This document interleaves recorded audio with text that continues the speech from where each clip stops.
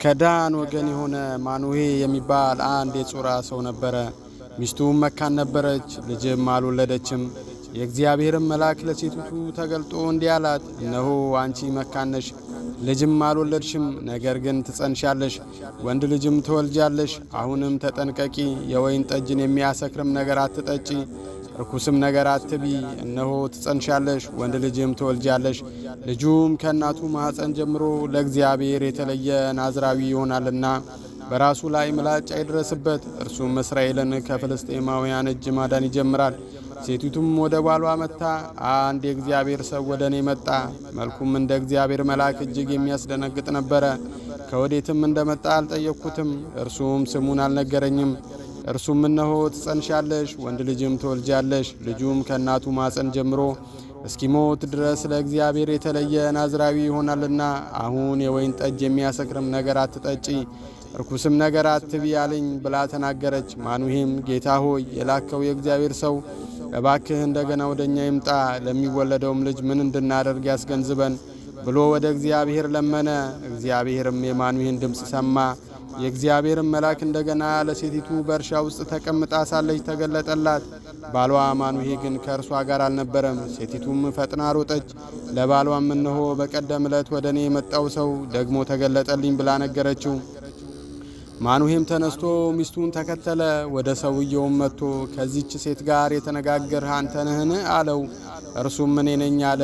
ማኑሄም ቃልህ በደረሰ ጊዜ የልጁ ሥርዓት ምንድን ነው? የምናደርግለትስ ምንድን ነው? አለው። የእግዚአብሔርም መልአክ ማኑሄን ሴቲቱ ከነገርኋት ሁሉ ትጠንቀቅ፣ ከወይንም ከሚወጣው ሁሉ አትብላ፣ የወይን ጠጅንም የሚያሰክረንም ነገር አትጠጣ፣ ርኩስም ነገር ሁሉ አትብላ፣ ያዘዝኋትን ሁሉ ትጠብቅ አለው። ማኑሄም የእግዚአብሔርን መልአክ የፍየል ጠቦት እስክናዘጋጅልህ ድረስ እባክህ ቆይ አለው። የእግዚአብሔርን መልአክ ማኑሄን አንተ የግድ ብትለኝ መብልህን አልበላም፣ የሚቃጠለውንም መሥዋዕት ማዘጋጀት ብትወድድ ለእግዚአብሔር አቅርበው አለው። ማኑሄም የእግዚአብሔር መልአክ መሆኑን አላወቀም ነበር። ማኑሄም የእግዚአብሔርን መልአክ ነገርህ በደረሰ ጊዜ እንድናከብርህ ስም ማን ነው? አለው። የእግዚአብሔርን መልአክ ስሜ ድንቅ ነውና ለምን ትጠይቃለህ? አለው። ማኑሄም የፍየሉን ጠቦትና የእህሉን ቁርባን ወስዶ በድንጋይ ላይ ለእግዚአብሔር አቀረበው። መልአኩም ታምራት አደረገ። ማኑሄና ሚስቱም ይመለከቱ ነበር። ነበልባሉም ከመሰዊያው ላይ ወደ ሰማይ በወጣ ጊዜ የእግዚአብሔርም መልአክ በመሰዊያው ነበልባል ውስጥ አረገ። ማኑሄና ሚስቱም ተመለከቱ፣ በምድርም በግንባራቸው ተደፉ። የእግዚአብሔርም መልአክ በመሰዊያው ነበልባል ውስጥ አረገ። ማኑሄና ሚስቱም ተመለከቱ፣ በምድርም በግንባራቸው ተደፉ። የእግዚአብሔር መልአክ ዳግመኛ ለማኑሄና ለሚስቱ አልተገለጠም። ያን ጊዜም ማኑሄ የእግዚአብሔር መልአክ መሆኑን አወቀ።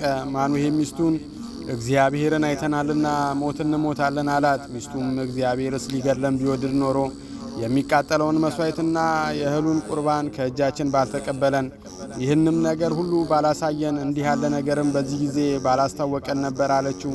ሴቲቱም ወንድ ልጅ ወለደች፣ ስሙንም ሶምሶን ብላ ጠራችው።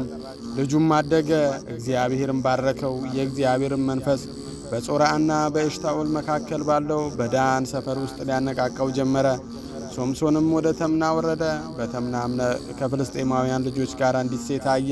ወጥቶም ለአባቱና ለእናቱ በተምና ከፍልስጤማውያን ልጆች አንዲት ሴት አይቻለሁ፣ አሁንም እርሷን አጋቡኝ አላቸው። አባቱና እናቱም ካልተገረዙት ከፍልስጤማውያን ሚስት ለማግባት ትሄድ ዘንድ ከወንድሞች ሴቶች ልጆች ከሕዝቤም ሁሉ መካከል ሴት የለምን? አሉት።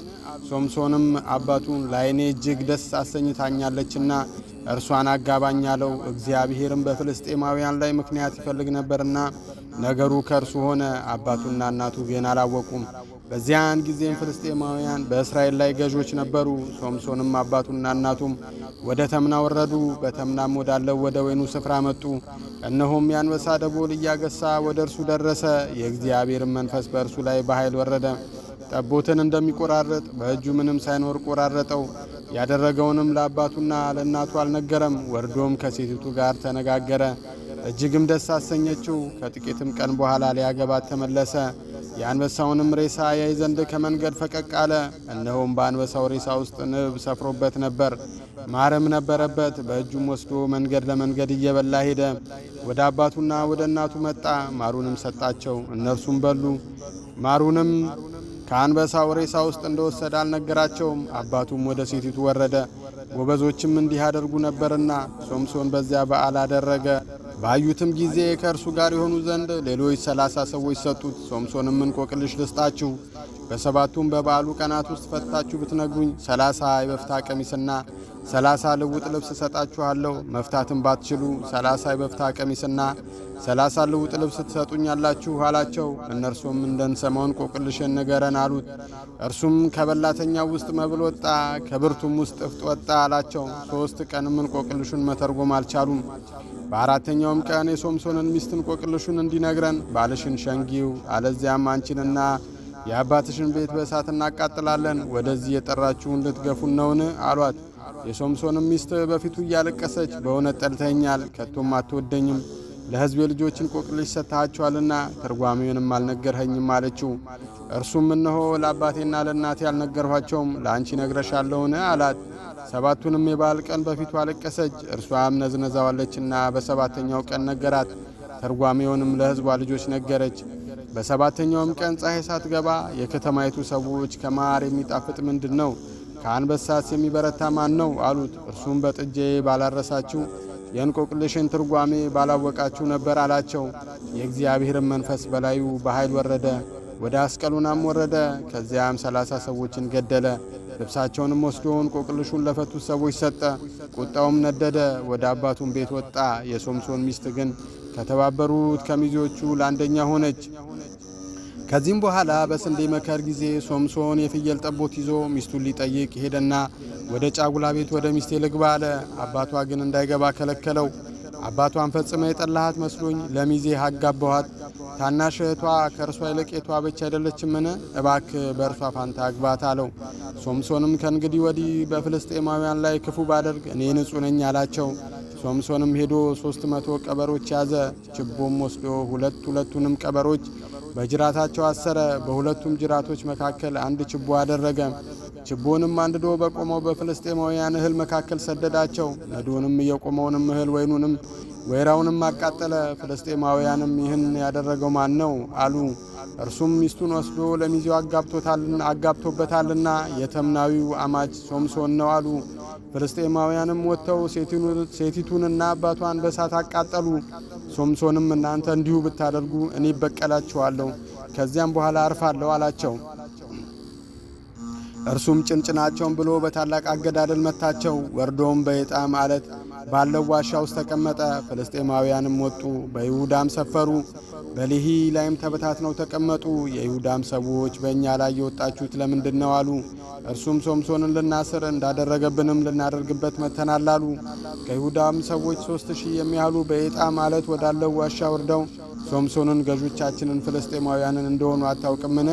ያደረክብን ይህ ምንድን ነው አሉት። እርሱም እንዳደረጉብኝ እንዲሁ አደረግኩባቸው አላቸው። እነርሱም አስረን በፍልስጤማውያን እጅ አሳልፈን ልንሰጥ መጥተናል አሉት። ሶምሶንም እናንተ እንዳትገድሉኝ ማሉልኝ አላቸው። እነርሱም አስረን በእጃቸው አሳልፈን እንሰጣለን እንጂ አንገድልህም ብለው ተናገሩት። በሁለትም አዲስ ገመድ አስረው ከአለት ውስጥ አወጡት።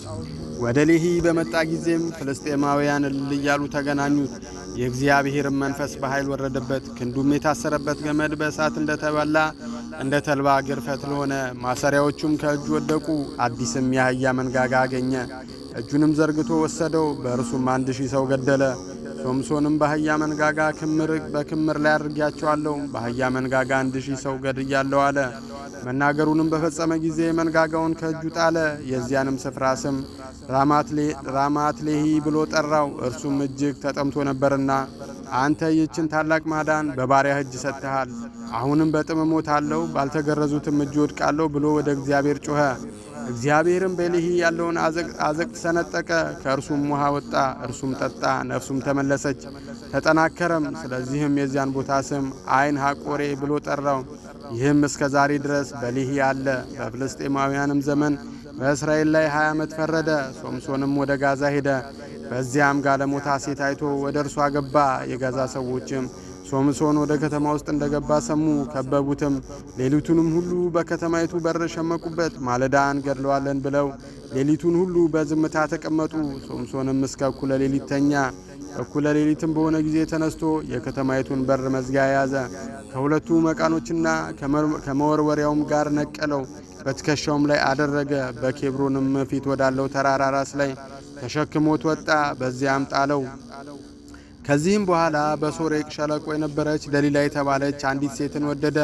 የፍልስጤማውያንም መኳንንት ወደ እርሷ ወጥተው እርሱን ሸንግለሽ በእርሱ ያለ ታላቅ ኃይል በምን እንደሆነ እኛስ እርሱን ለማዋረድ እናስረው ዘንድ የምናሸንፈው በምን እንደሆነ ወቂ፣ እኛም እያንዳንዳችን 100 ብር እንሰጥሻለን አሏት። ደሊላም ሶምሶንን ታላቅ ኃይል በምን እንደሆነ እንድትዋረድስ የምትታሰርበት ምን እንደሆነ እባክህ ንገረኝ አለችው። ሶምሶንም በሰባት ባልደረቀ በእርጥብ ጠፍር ቢያስሩኝ እደክማለሁ፣ እንደ ሌላም ሰው ሆናለሁ አላት። የፍልስጤማውያንም መኳንንት 7 ያልደረቀ እርጥብ ጠፍር አመጡለት፣ በእርሱም አሰረችው። በጓዳዋም ውስጥ ሰዎች ተደብቀው ነበር። እርሷም ሶምሶን ሆይ ፍልስጤማውያን መጡብህ አለችው። እርሱም የተልባ እግር ፈትል ሰዓት በሸተተው ጊዜ እንዲበጠስ ጠፍሩን በጣጠሰው፣ ኃይሉም በምን እንደሆነ አልታወቀም። ደሊላም ሶምሶንን እነሆ አታለልኸኝ፣ የነገርኸኝም ሐሰት ነው። አሁንም የምትታሰርበት ምን እንደሆነ እባክህ ንገረኝ አለችው። እርሱም ሥራ ባልተሰራበት በአዲስ ገመድ ቢያስሩኝ እደክማለሁ፣ እንደ ሌላም ሰው ሆናለሁ አላት። ደሊላም አዲስ ገመድ ወስዳ በእርሷ አሰረችው። በጓዳዋም የተደበቁ ሰዎች ተቀምጠው ነበር። እርሷም ሶምሶን ሆይ ፍልስጤማውያን መጡብህ አለችው። ገመዱንም ከክንዱ እንደ ፈትል በጣጠሰው። ደሊላም ሶምሶንን እስካሁን ድረስ አታለልኸኝ፣ የነገርኸኝም ሐሰት ነው። የምትታሰርበትም ምን እንደሆነ ንገረኝ አለችው። እርሱም የራሴን ጠጉር 7ቱን ጉንጉን ከድር ጋር ብትጎነጉኝው በችካልም ብትሸኪው እደክማለሁ፣ እንደ ሌላም ሰው ሆናለሁ አላት። ሶምሶንም በተኛ ጊዜ ደሊላ የራሱን ጠጉር 7ቱን ጉንጉን ከድሩ ጋር ጎነጎነችው፣ በችካልም ቸከለችውና ሶምሶን ሆይ ፍልስጤማውያን መጡብህ አለችው። ከእንቅልፉም ነቃ፣ ችካሉንም ከነቆ እንዳለው ድሩንም ነቀለ። እርሷም አንተ ወድሻለሁ እንዴት ትለኛለህ? ልብህ ከእኔ ጋር አይደለም፣ ስታታልለኝ ይህ 3ኛ ጊዜ ነው። ታላቅ ኃይልህም በምን እንደሆነ አልነገርኸኝም አለችው። ዕለት ዕለትም በቃሏ ነዘነዘችውም፣ አስቸገረችውም። ነፍሱን እስከ ሞት ድረስ ተጨነቀች። እርሱም ከእናቴ ማኅፀን ጀምሬ ለእግዚአብሔር የተለየው ነኝና በራሴ ላይ ምላጭ አልደረሰም። የራሴንም ጠጉር ብላጭ ኃይሌ ከኔ ይሄዳል፣ እደክማለሁም፣ እንደ ሌላም ሰው ሆናለሁ ብሎ የልቡን ሁሉ ገለጠላት። ደሊላም የልቡን ሁሉ እንደ ገለጠላት ባየች ጊዜ የልቡን ሁሉ ገልጦልኛልና ይህን ጊዜ ደግሞ ኑ ብላ ላከችና የፍልስጤማውያንን መኳንንት ጠራች። የፍልስጤማውያን መኳንንትም በሩን በእጃቸው ይዘው ወደ እርሷ መጡ። እርሷም በጉልበቷ ላይ ያስተኛችው። አንድ ሰውም ጠራች። እርሱም 7ቱን የራሱን ጉንጉን ላጨው፣ ልታዋረደውም ጀመረች። ኃይሉም ከእርሱ ሄደ። እርሷም ሶምሶን ሆይ ፍልስጤማውያን መጡብህ አለችው። ከእንቅልፉም ነቅቶ ወጣለሁ፣ እንደ ወትሮውም ጊዜ አደርጋለሁ አለ። ነገር ግን እግዚአብሔር ከእርሱ እንደተለየው አላወቀም። ፍልስጤማውያንም ይዘው ዓይኖቹን አወጡት፣ ወደ ጋዛም አምጥተው በናስ ሰንሰለት አሰሩት። በግዞትም ሆኖ እህል ይፈጭ ነበር። የራሱም ጠጉር ከላጩት በኋላ ያደግ ጀመር። የፍልስጤም መኳንንት አምላካችንን ጠላታችንን ሶምሶንን በእጃችን አሳልፎ ሰጠን እያሉ ለአምላካቸው ለዳጎን ታላቅ መሥዋዕት ይሰዉ ዘንድ ደስም ይላቸው ዘንድ ተሰበሰቡ። ሕዝቡም ሁሉ ባዩት ጊዜ ምድራችንን ያጠፋውን ከእኛም ብዙ ሰው የገደለውን ጠላታችንን አምላካችን በእጃችን አሳልፎ ሰጠን እያሉ አምላካቸውን አመሰገኑ። ልባቸውንም ደስ ባለው ጊዜ በፊታችን እንዲጫወት ሶምሶንን ጥሩት አሉ። ሶምሶንንም ከግዞት ቤት ጠሩት። በፊታቸውም ተጫወተ። ተዘባበቱበትም፣ በምሰሶና በመሰሶም መካከል አቆሙት። ሶምሶንም እጁን የያዘውን ብላቴና ቤቱን የደገፉትን ምሰሶች ይጠጋባቸው ዘንድ እባክህ አስይዘኝ አለው። በቤትም ውስጥ ወንዶችና ሴቶች መልተውበት ነበር። የፍልስጤም መኳንንት ሁሉ በዚያ ነበሩ። በቤቱም ሰገነት ላይ ሶምሶን ሲጫወት የሚያዩ 3000 የሚያሉ ወንዶችና ሴቶች ነበሩ። ሶምሶንም ስለ ሁለቱ ዓይኖቼ ፍልስጤማውያንን አሁን እንድበቀል እግዚአብሔር አምላክ ሆይ እባክህ አስበኝ፣ አምላክ ሆይ ይህን አንድ ጊዜ ብቻ እባክህ አበርታኝ ብሎ እግዚአብሔርን ጠራ። ሶምሶንም ቤቱ ተደግፎባቸው የነበሩትን ሁለቱን መካከለኞች ምሰሶች ያዘ። አንዱን በቀኝ እጁ አንዱንም በግራ እጁ ይዞ ተጠጋባቸው። ሶምሶንም ከፍልስጤማውያን ጋር ልሙት አለ። ተጎንብሶም ምሰሶቹን በሙሉ ኃይሉ ገፋ። ቤቱም በውስጡ በነበሩት በመኳንንቱም በሕዝቡም ሁሉ ላይ ወደቀ። በሞቱም የገደላቸውን ሙታን በሕይወት ሳለ ከገደላቸው ብዙ ወንድሞች ሁሉ ላይ በዙ። ወንድሞቹም ያባቱ ቤተሰቦችም ሁሉ ወረዱ፣ ይዘውም አመጡት። በጾርዓና በኤሽታኦል መካከል ባለው በአባቱ በማኑሄ መቃብር ቀበሩት። እርሱም በእስራኤል ላይ 20 ዓመት ፈረደ። በመጽሐፈ ስንክሳር እንደተገለጸውም ነቢዩ ሶምሶን ጠላቶቹን ድል የነሳቸው በሊቀ መላእክት ቅዱስ ሚካኤል ረዳትነት በየካቲት 12 ቀን ነው።